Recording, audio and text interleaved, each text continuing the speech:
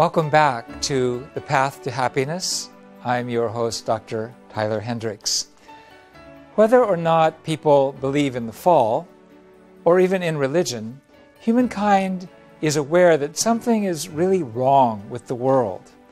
That's why in every culture, we find an expectation that the world is going to end. This ending is often called the apocalypse. And in the field of religion, it is the study of eschatology, or the last things. Eschatology brings to mind big natural disasters, terror, and war. Religious groups present dazzling scenarios of the end of the world. And even though these prophecies are always wrong, people's faith in eschatology continues. The book of Revelation, given to St. John, presents a dramatic natural and social phenomena that are going to take place in the last days. Others make predictions as to when this is going to happen. American religious groups, from the Jehovah's Witnesses and Family Radio, all the way to the Branch Davidians and Heaven's Gate and People's Temple, did so. The Japanese group Aleph and the local Korean group O Taeyang Church and the All Mission Church are other examples, and they're all over the world, Africa, South America, everywhere. Recently, people said that the ancient Mayan calendar predicted an apocalypse on December 21st, 2012. It caused a big buzz in the media and inspired the movie 2012. Of course, nothing happened. The date came and went. So what do we make of all this confusion? What it means is we don't really have a reliable view of history. We need a systematic view of the principles of history so that we can combine this spiritual sense that humankind has, that we're going towards some culmination, but we don't know when, we don't know how, we don't know why. So we need to find order through the chaos, some way to grasp history universally. We need principles that underlie the cause and effect behind historical events and trends, not just externally, based on geography, economics, politics, but internally, based on human relationships with each other, with God, and other spiritual forces. So what is the value of a correct historical view? Through a correct historical view, we establish our vision and a strategy to realize it. Through a correct historical view, we can establish plans to solve realistic problems. Also, the establishment of a correct historical view is connected directly to our personal outlook on life. A correct outlook on life naturally will include a correct view of history. Views of history can be categorized by three factors: who or what is the driving force of history, the nature of the start and direction and destination of history, and whether history's direction is straight, spiral, or circular. Methods of interpretation include the providential view, the social history view, the archaeological view, the great man theory, the conflict of cultures and civilizations view, materialistic views, and many others.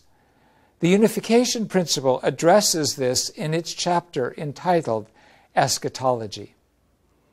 Until now, men and women have not known how history started and how it develops. That is why we don't have any basis to talk reasonably about the end of history.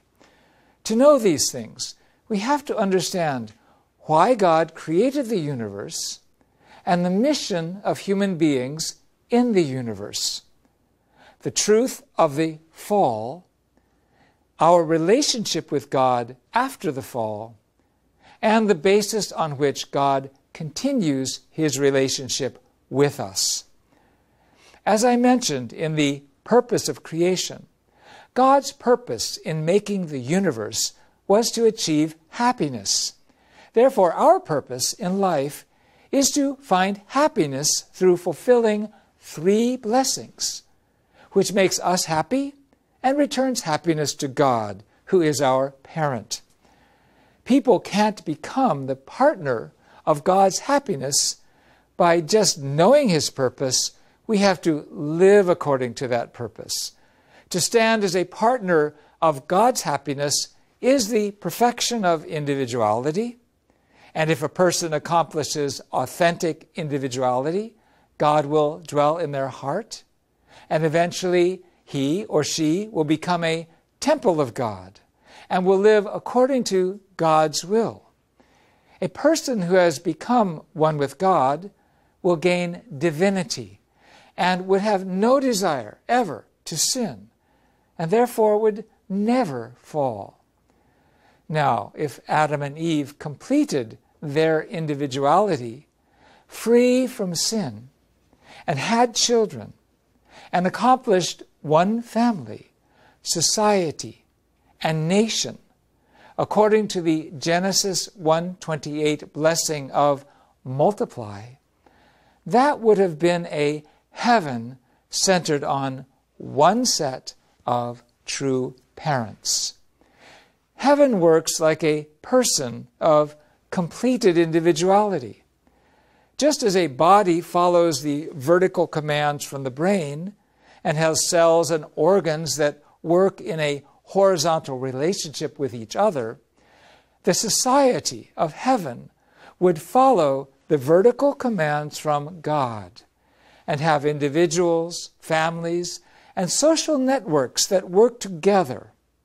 In a society like this, if one person were hurt, the whole society would feel God's sadness together, so no one would want to hurt others.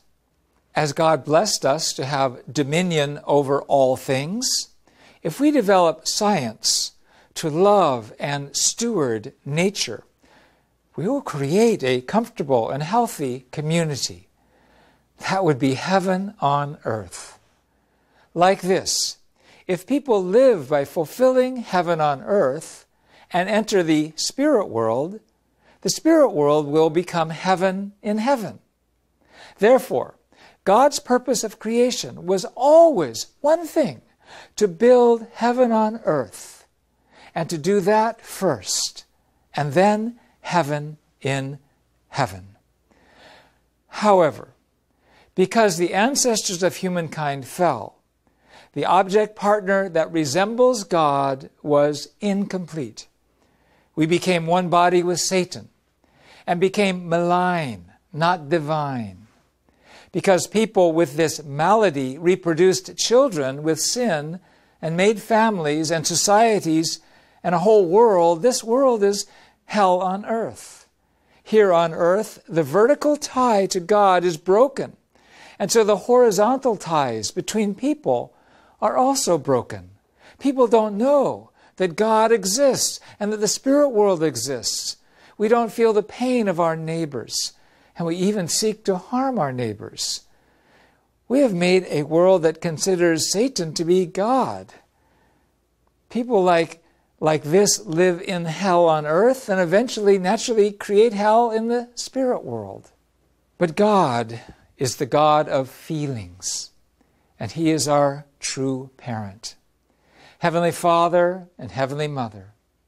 So God doesn't let this be and just leave us and the whole world in this situation. God has to save this world of crime and sin. God also will not just save some people and not others. His salvation will be complete. It will be universal for everybody. The history of God's salvation is the essential, true history of humanity. It is of God, so we call it providential, and it is to save us. So it is the providence of salvation. And to save people who fell means to return them to their original state of creation. So the history of providential salvation becomes the history of restoration. And the primary purpose of history is to create a world that has fulfilled those original three blessings, which means to bring heaven to the earth. As you see here, the history of humanity is God's history. It is the providence of salvation. It is the history of the providential restoration to the state of the original creation. And we have to fulfill heaven on earth first. Therefore, this physical world cannot literally end. And God does not save, again, only a few. He saves everyone universally. God, as the parent of humankind, will take interest in every little lost lamb, to each one of us, and pay no attention to gender. He won't treat the rich and the poor differently. God jumps the wall between nations, races, and religions, and saves all of humanity in the history of the providence. Therefore, the unification principle's view of history begins with the beginning point of humanity's creation, explains the fall, and presents God's purpose of creation as the direction and destination of history.